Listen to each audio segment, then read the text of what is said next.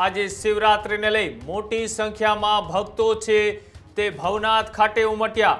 ભવનાથ મહાદેવના દર્શન કરવા ભક્તોની ભારે ભીડ। વહેલી સવારથી જ ભક્તોએ ભવનાથમાં લગાવી લાંબી કતારો। બમ બમ ભોલેના નાથથી ભવનાથ તળેટી છે તે ગુંજી ઉઠી।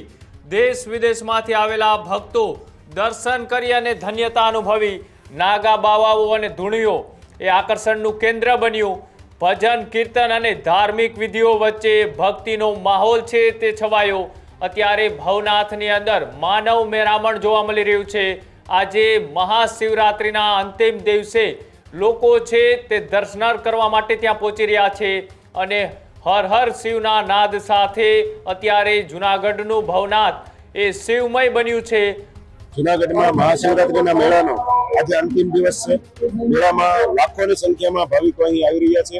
ભવનાથ મહાદેવ મંદિર ખાતે લોકોનું મેરામણ ઉમટી પડ્યું છે। જૂનાગઢમાં ખાસ કરીને જોઈએ તો આજે મહાશિવરાત્રિનો અંતિમ દિવસ છે। મહાશિવરાત્રિનો મેળો છે અંતિમ ચરણમાં છે। આજે સાધુ સંતોની રવેડી યોજાવાની છે અને આ રવેડીમાં બેન્ડ બગી સાથે તમામ સાધુ સંતો નાગા સાધુઓ જોડાવાના છે। ત્યારબાદ પવિત્ર તમામ નાગા સાધુઓ ભવનાથ મહાદેવ મંદિર ખાતે આવેલા મૃગીકુંડમાં શાહી સ્નાન કરશે।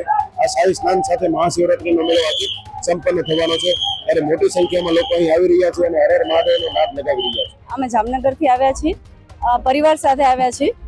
આ મારી લાઈફનો પહેલો એક્સપિરિયન્સ છે કે હું મહાશિવરાત્રિના અહીંયા આવેલી છું જૂનાગઢમાં અને રવેડી શું છે એ આજે રાત્રે મને લાઈવ જોવા મળશે।